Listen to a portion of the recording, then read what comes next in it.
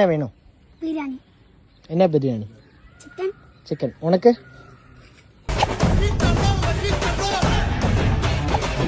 எனக்கு dairy milk மட்டும். Dairy milk மட்டும். ஓகே. 10 ரூபாயா எவ்வளோ? 10 ரூபாய். 10 ரூபா. உனக்கு? எனக்கு கோலி சோடா. சிக்கன் பிரியாணி கேட்டேன். ஆக்சுவலாக சிக்கன் பிரியாணி வந்து கடை மூடி இருக்கு. சிக்கன் ஃப்ரைட் ரைஸ் வாங்கியிருக்கேன். ஓகேவா? 2 இருக்கு. நீயும் கேட்டியா? நீ என்ன கேட்ட? கவனப்பு. இந்தா டைரி மில்க்.